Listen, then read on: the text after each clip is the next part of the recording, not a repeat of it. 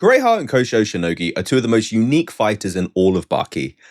They're also both seriously underused. So let's talk about them, their different fighting styles, how they faced off against Baki, and their battle against each other in the Maximum tournament.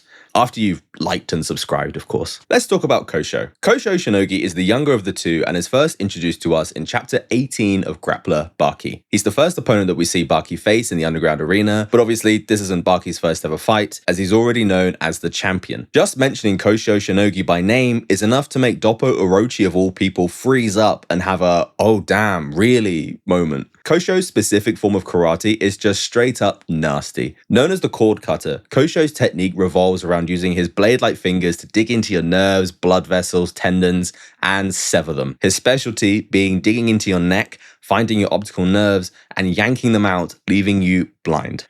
Which is one of the most specific and terrifying attacks in the entire series. He's shown to be quite sadistic and callous when it comes to those he considers weaker than him, and this is clearly a family trait because his older brother Kureha is exactly the same, but somehow is so much worse. We'll talk about Koushou more, but let's talk about Kureha now. Kureha Shinogi is first introduced in chapter 52 of Grappler Baki during the build-up to the fight between Yujiro and Doppo, which you're going to want to watch my video on it here. And for those of you that know, yes, I'm taking a very small leap declaring that this is Kureha behind the door intimidating Yujiro and preventing him from twisting the door handle. There's many videos on this. Who's behind the door? The answer is Kureha. It just is. We don't see him. We only know someone is messing with Yujiro, but it's obviously Kureha because contextually, it makes sense. One page on from this altercation, we have Tokugawa telling Baki he has an opponent for him to fight. In the next chapter, a shadowy figure that is revealed to be Kureha sneaks into a circus, kills a tiger bare-handed off screen, and dumps its corpse outside Shinshinkai headquarters for Doppo Orochi to find. Remember, one of the many epithets that Doppo has is Tiger Slayer, and the outside of the building he runs has a mural of him actually killing a tiger in a single strike. Both of these interactions occur either side of Tokugawa hyping up an unnamed combatant for Baki to fight, so contextually and narratively, the only conclusion that we can draw is that Kureha did both of these things. What that tells us specifically narrative-wise is that Kureha would rather fight against someone with the reputation of either Yujiro or Doppo than Baki. To put it simply, he's already challenging both of these fighters before he's even had a chance to see Baki in person. Talk about confidence and arrogance, which actually makes sense because he's a surgeon, a job that requires one to be supremely confident in themselves at all times. In chapter 54, we see Kureha's incredible knowledge of human anatomy and his coordination on show as he performs lightning-quick surgery, which other doctors in the room call his dance. Koushou shows up at his work to let his brother know that fighting Baki Hanma is crazy, and he just shouldn't do it, based on his own experience of fighting Baki. To counter this, Kureha takes him with him to the gym, loads up 500 kilograms on the squat machine, and continues to have a conversation while squatting just over half a ton. Yep, whilst Koushou specializes in cord cutter karate, Kureha's specialism is in anatomy, both his own and his opponent's.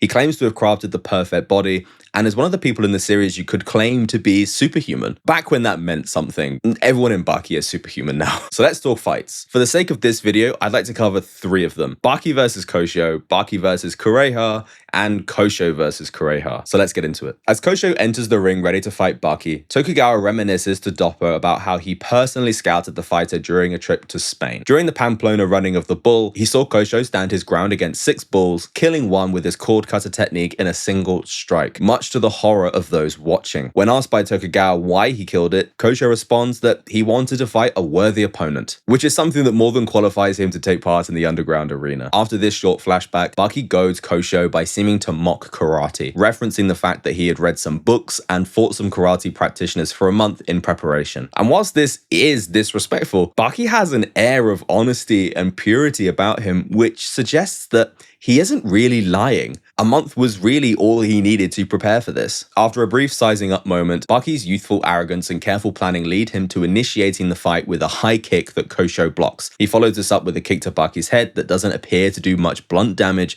but does leave him with a cut and bleeding ear. Baki's ankle is also cut around the carefully placed wrappings from that single block, and as Koushou explains it, his karate style has honed his limbs into sharp blades. As Koushou starts to monologue about the superiority of his karate, Baki's careful planning is shown on full display through internal thought, as the actions he took just now were intended to make his opponent overly confident. Koushou falls for the ruse and aims to strike a blinding blow on Baki, who dodges at quick speed and delivers a straight punch that launches Koushou across the arena. Followed up with a crushing knee to the face and several punches, Baki is then caught off guard as Koushou plucks a cord inside of Baki's bicep, rendering his arm immobile. Despite the unimaginable pain of having a nerve cut, Baki is still smiling, until Koushou manages to land punch after punch and kick after kick, thoroughly turning the tables on a previously brash and confident Baki. As the crowd of karatekas demand that Koushou finish Baki, the latter dodges a killing blow and counters it with a knee, stunning the crowd and Koushou.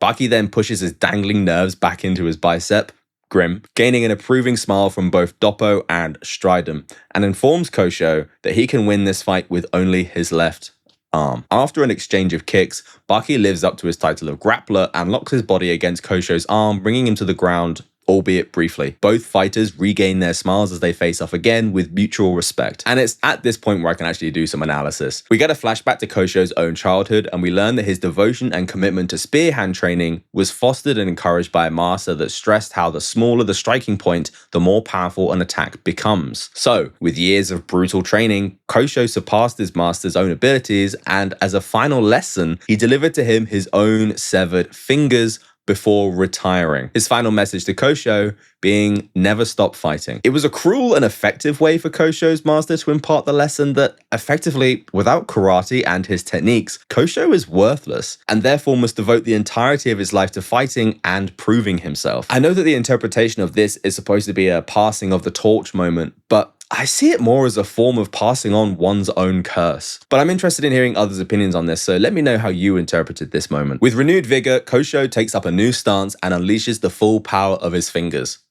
Not like that. By swiping like a wild animal, leaving claw-like gashes in Baki's arm. Doppo compares this to being lion-like, and when rereading this again, I immediately was reminded of Rihito from Kengan Ashura, who uses his Hanayama-esque grip strength as a slashing weapon. But anyway, Kengan Ashura mentioned. Koushou is now fighting more like a wild animal than a human being. His slashes are strong, and Baki is fearful enough of them now that he must block or dodge every attack without being hit or risk losing chunks of his body. Despite this new ferocity, Baki notices that with this increase in speed comes a predictability that Koushou didn't have before, making it light work for him to avoid and counter him, all whilst mocking him as he does so. Despite the beating he's received, we get some internal monologue from Koushou that indicates that he's actually having a great time, going so far as to express it as pure joy. In return, he decides now is the moment to show him his ultimate technique, which Baki catches between his shoulders and head and breaks Koushou's arm, which he planned for. And in that moment, he uses his other hand to sever Baki's optical nerve, blinding him on his right hand side. It just seems weird to see Baki break someone so willingly. Despite this, Baki works out how the technique requires a small amount of time to draw back and sever nerves, and in that moment that Koushou has his fingers wrapped around Baki's left optical nerve, he catches his arm and takes him to the ground, grappler style. Koushou is defeated,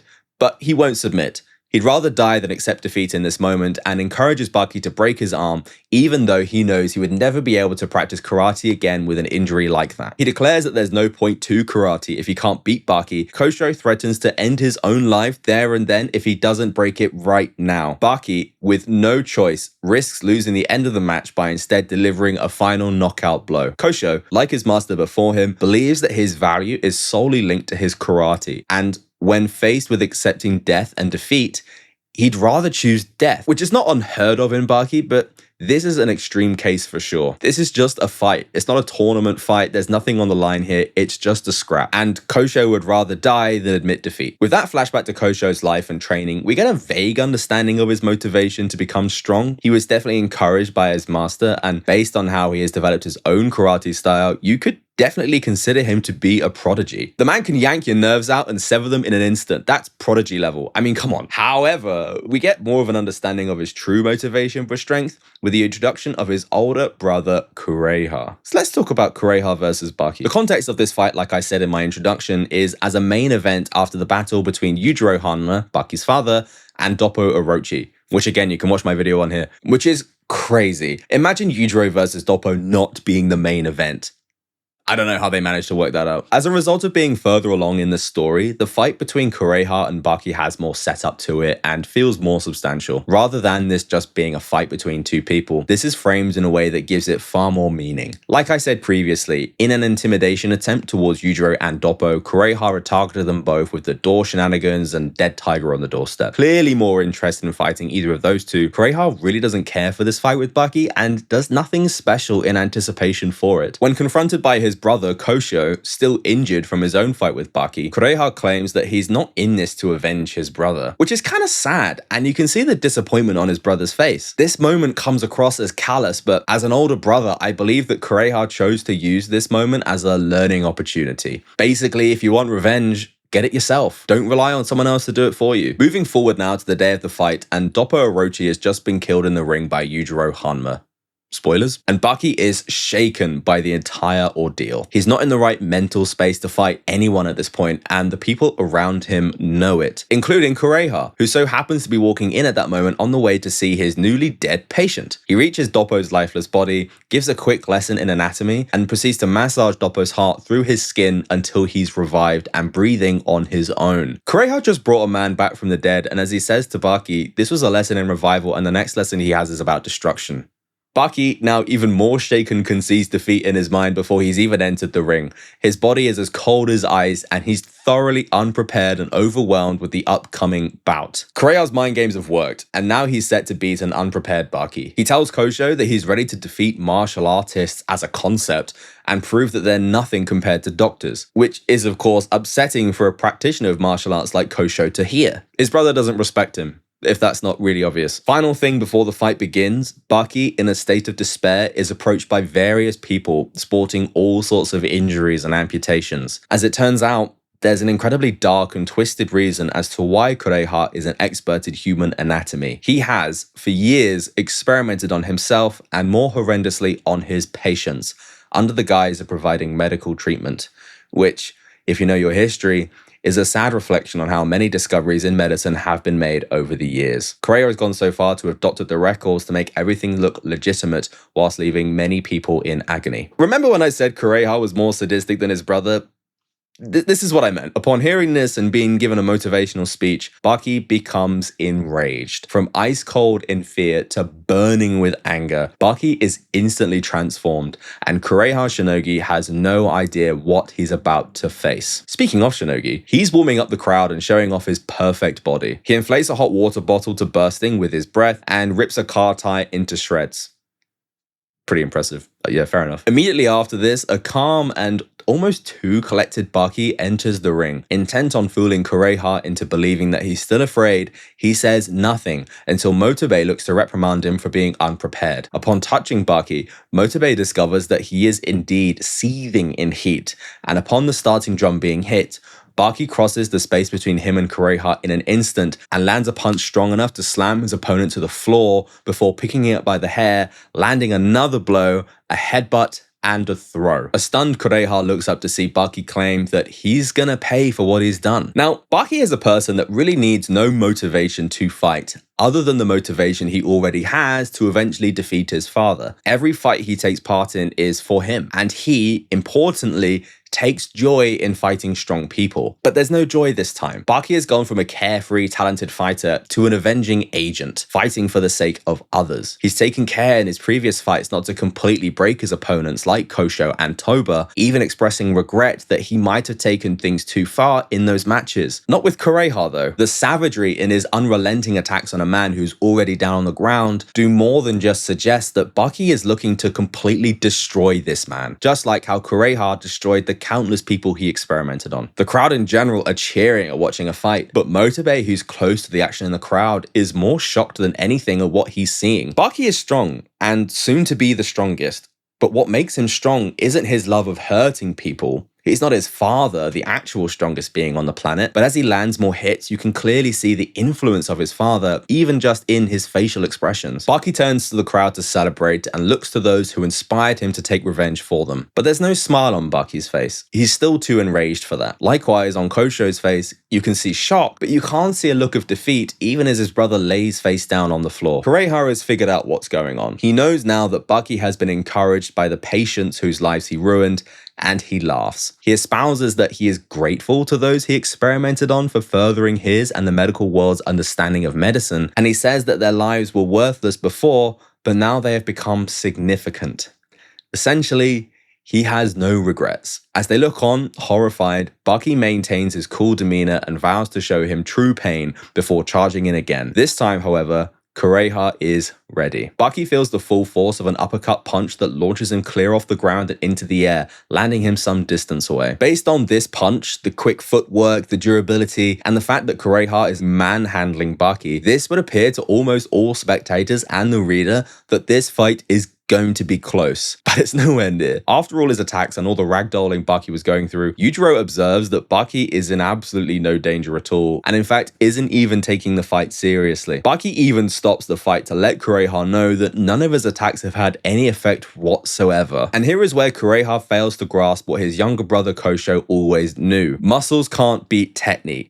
Unless you're Oliver. But that's so far in the future that it's not relevant right now. Essentially, Kureha has been throwing easily telegraphed punches, kicks, and throws that Baki has seen through and dodged slightly to reduce the impact of every single hit. Frustrated by this, Kureha calls upon his years of medical experience to break a rib behind Baki's shoulder blade. It's a brutal break as its placement means that no cast can be applied, which is then followed up with an effective blow to his stomach and a precise blow to his liver. It's quite reminiscent actually of Oliver's injury when he had all his ribs broken. Anyway, Kureha has finally come to realize that Baki is in fact an opponent that he must take seriously. Never mind the fact that his brother told him to do so from the start, which really speaks to the overall dismissiveness he has towards Koushou. Despite this, Kureha is still assured of his own victory, and as Baki is recovering from a head injury, he looks to Yujiro in the crowd, grabs his son by the hair, and delivers a move known as the Dashin. Yujiro had figured out this was coming beforehand, and it's an impressive enough display of power that it even gets his hair to stand on end. Basically, Yujiro wouldn't want to be on the end of this, but he'd be fine really. As for Baki, the impact from Dashin causes the water in one's body to ripple, creating an incredible amount of internal damage, as evidenced by the blood erupting from Baki's ears, mouth, and nose. Declaring the fight to be over, Kureha's arrogance again overwhelms him as he looks to Yujiro and challenges the ogre to a fight here and now. Baki stands back up recovered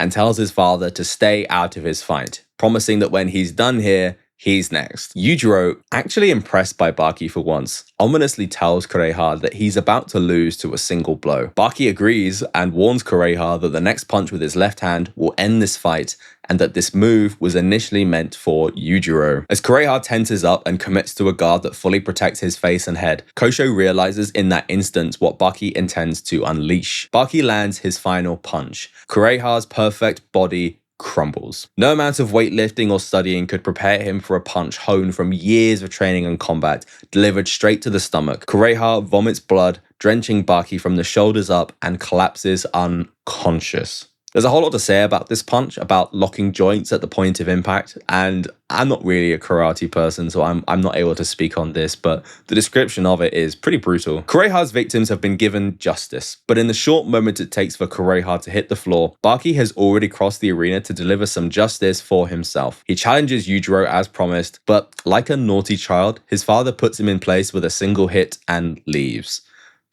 Don't hit your kids. I shouldn't have to say that. In the aftermath of the fight, it's revealed that Baki punched Kureha so hard that he split his stomach open. Kureha feels every bit of pain from this attack as he flails and rolls around, violently spewing blood and doubling over in agony. As Baki looks to visit, he's stopped by Koushou, who acknowledges that neither he nor his brother can in fact blame Baki, but that he's still furious that Baki would come to gloat. Remember, after their fight, Baki had taken some mercy with Koushou and had refused to break his arm in a way that would make him unable to ever fight again. He'd shown him mercy and even checked up to make sure he was okay and ready to fight again another time. For Kureha, Baki intentionally did not hold back and gave him everything he had. To someone like Koushou, this is insulting. In his eyes, his brother was worthy of being destroyed, but all he managed to get out of Baki was a pitiful end to their fight. Which sucks, I guess. The truth is, however, that Baki fought Koushou for himself. He wanted to fight someone strong and experience his form of karate. Baki then fought Kureha initially for himself, but ultimately he fought him on behalf of those who couldn't,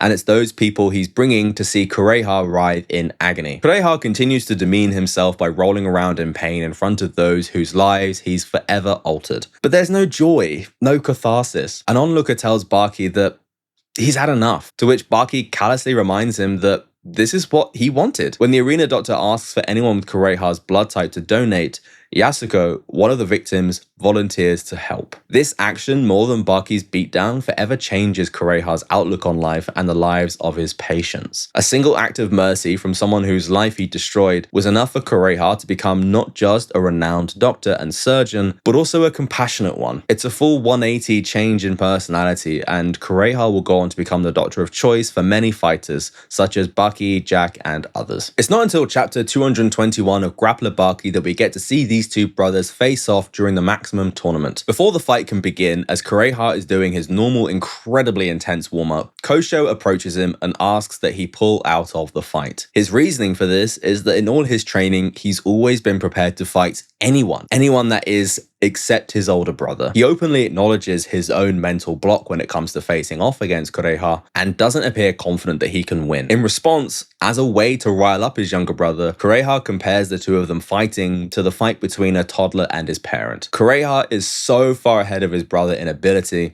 that he believes this fight is a foregone conclusion. But does he really? In truth, Kureha believes that the Koushou in front of him now is easily beatable. Koushou is embarrassing himself by asking his opponent to forfeit, and his attitude to this fight as it stands will certainly lead to his defeat. And Kureha knows this, but acting with his usual tough love ways, he's goading and pushing Koushou to perform at his best, which he eventually does. In a foreshadowing moment, Baki looks over sadly at the two as he laments being an only child, wishing he had some sort of familial relationship other than what he has with his father. Little does he know that he of course does have a brother in Jack, but that deserves its own analysis. As the fight begins, Koushou remembers back to all the times his brother defended, exceeded, and cared for him before he leaps to the air and lands a kick to his brother's face. Importantly to note, Kureha's body language and stance is completely open. It's actually an invitation. His arms out wide but low as if ready to embrace his brother, coupled with this smile that he doesn't lose even after being hit twice, would suggest that even now he doesn't take his brother nor his karate seriously. Koushou cannot believe it. He's not only landed 2 hits to his brother, but he's laid him out flat on the floor.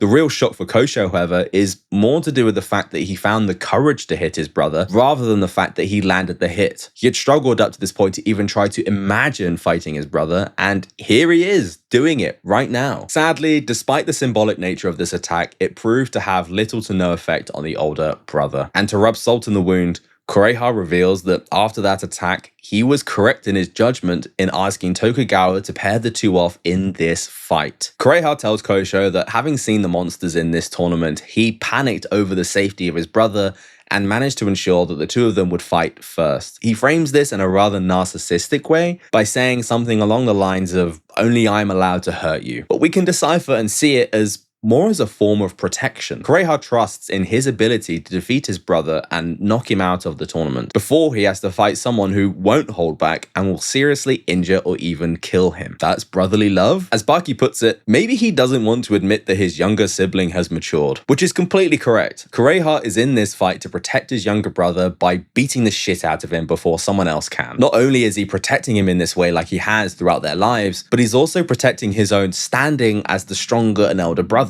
He needs his brother to feel like he needs protecting because that's just how their relationship has always been. As Koushou comes to grips with what's at stake in this fight, his pride, his brother's affection and approval, and various other things, he unleashes his strongest and improved attack immediately, severing his brother's right optical nerve. Since Koushou's fight with Baki, he's removed the greatest weakness of the cord cutter technique. Basically, the way it worked before was that in the instant he grabbed your cords with his finger, the pullback and sever would cause a second's delay, allowing time for a counter from an opponent quick enough. Now, the cord is cut at the point of first contact due to adding an extra spin to the strike. There is no more delay and no more time for your opponent to counter. If he touches you with that strike, he'll sever anything in its way. I've mentioned Oliver a few times now, but I feel like that would actually be quite an interesting fight, seeing as how he's meant to be so durable you can't actually penetrate his skin. Kureha smiles with pride. His brother has gotten stronger, but still hasn't surpassed him. He gives Koushou a moment to admit defeat, despite not yet throwing a punch himself, and Koushou responds with a series of kicks aimed at his brother's now blind side. With tears running down his face, Koushou delivers a second cord cutter and fully blinds his brother in the ring, which from Koushou's perspective was an act of mercy. He intended on blinding his brother and therefore making it impossible for the fight to continue, which is kind in its own way. Despite this, what Koushou really should have done is use this opportunity to completely beat his brother down, even if this was to go against his martial arts code, which isn't a consideration he had for the defeated fighter he blinded just because he was in his way when he was first introduced, but never mind. In what is one of the craziest things to happen during a fight in Baki, which is saying a lot, Kureha performs surgery on himself there and then to restore his eyesight. How? By sticking his fingers into his neck and reattaching his optical nerves. This is Baki, get over it. This is then followed up by a reprimanding slap from Kureha like a parent might a child, which is a crazy sentence to say. I do not endorse hitting children unless they're asking for it. And like a child, Koushou curls up into a ball and begs for his brother's forgiveness. Kureha looks down at him with disappointment in his eyes. This disappointment is quickly replaced with sadness and shame, and as Kureha kneels before him, Koushou continues to flinch and cry in fear. Having punished his brother enough, Kureha forgives him, comparing this challenge from his brother as something a cheeky kid does to annoy their older sibling. And by this, he doesn't just mean their fight right now. He means the life he's dedicated to karate. He still doesn't respect his brother. The final nail in the coffin is the condescending pat on the head that Kureha gives Koushou as he tells him that his big brother will handle the rest of the tournament for him. A flood of memories wash over Koushou as he remembers a life of his brother doing everything for him, defending him, getting revenge for him, and even doing his homework for him. It can seem mundane and normal, but as a result of his brother fighting every battle on behalf of him, Koushou never had a chance to escape his brother's shadow, nor grow as a person. His brother has been a safety blanket for him his entire life, and because of that, he's never really been able to do anything that pushed or challenged him. He's been babied his whole life by his brother, and when forced to confront him, he cries and throws fits like a child. But that's Koushou's perspective. From Kureha's perspective, he's always been the older brother, and his job as the older brother has always been to protect Koushou. He believes, rightly or wrongly, that his brother is weak. Simple. There's no animosity or hatred for that. It's just a fact. And whenever he has had to protect his brother, he's done it with a smile because he's happy to do it. He loves his brother, he wants to keep him safe, and if he has to beat him up now so that others don't hurt him worse, you can bet he's gonna do it. It's fucked up. But you can actually understand what he's doing and why he's doing it. But like anyone who has found themselves chasing an ideal or a version of themselves they wish to become, Koushou knows that if he gives up here and now, he can never catch up to his brother, nor earn his respect. So he lashes out from his position with a kick and refuses to give up lest he continue to bow to Kureha for the rest of his life. A confused Kureha quickly recovers and, in a rage, strikes his brother again, who takes this hit and recovers immediately. Koushou's resilience shocks himself, and he stands there beaming at his older brother, who is equally surprised. After having appraised his brother's ability to take his hits, he unleashes his strongest technique, the Dashin. Blood erupts from Koushou's eyes, mouth, ears, and nose, but he still stands. Kureha, with a smile on his face that you could recognize as being one of pride, delivers a second Dashin directly to his brother's face, and Koushou stands his ground. Having forced his brother against the wall of the arena, Koushou looks like he's spent. But he's done enough. He's gained the respect of his older brother, who embraces him and acknowledges his strength, feelings, and courage. Truly proud of his younger brother, Kureha surrenders and allows his brother to advance to the next stage. Kureha no longer has to look out for his younger brother. He's now strong enough and able to do this for himself. Whether or not Koushou actually defeated Kureha is another thing, but in this moment, he's done enough. And to be honest, I've always thought that Koushou's karate is more interesting than Kureha, who's sort of just a big, strong, smart guy. But with this fight in particular, it's hard not to draw comparison to two other fights, that being Baki versus Jack, which this fight was sort of a foreshadowing of, and Baki versus Yujiro. With Baki versus Jack, the most obvious comparison is that, like this fight, we have brothers at the center of it. At the start of the Shinogi fight, Baki looks on with sadness at the two brothers, jealous that he doesn't have something like that for himself. By the time he and Jack get around to fighting, however, the two acknowledge each other as brothers and then beat the shit out of each other. The similarity between the Shinogi fight and Baki versus Yujiro, however, is more to do with how the parameters are established for victory. Whilst Koushou doesn't outright defeat Kureha, neither does Baki defeat Yujiro. The conditions for victory were not as simple as beating them in a fight or knocking them out, but earning the right to stand with them on equal footing. From From this point on, Kureha effectively retires as a fighter and continues on as a doctor. Koushou would go on to have more fights and appearances in the main series, and by Baki Rahen, he has even begun to adapt his brother's gymnastics training into his own. He displays the same ability and strength of body, and Kureha is visibly impressed. Koushou is just kind of here, he's around, but he gets his ass beat a lot. So whatever unhealthy relationship the Shinogis had before their fight was changed for good forever. Kureha, confident in his brother's strength, can give up fighting and focus on being a good doctor. And Koushou has left his brother's shadow and can continue to perfect his unique martial arts. It's actually a pretty happy ending for the two. And I can see why Itagaki has maybe mostly left the two of them alone. Like I said, Koushou gets beat up every now and then. I also think it's no coincidence that after they both got beaten by Baki, and then after fighting each other, they also appear to have become better people. Perhaps the stress of believing that Koushou needed protecting is what drove Kureha and his terrible experiments. Likewise, trying to surpass his brother meant Koushou was attacking those who didn't deserve it. Maybe? I don't know. I mean, the two definitely seem less sadistic than they were in their introduction, and maybe that's all we can ask for. Anyway, I miss the two of them. I love seeing them make appearances in the main series, and I'd love to see Kureha fighting again, and Koushou, but like I said, he tends to get beat up quite a bit. This probably ended up being quite a long video, so I'm going to call it there. If you're still here, make sure you've liked, shared, subscribed, hyped, and considered becoming a member. And yeah, I will catch you in the next one. Say hi to your dad from me, and peace.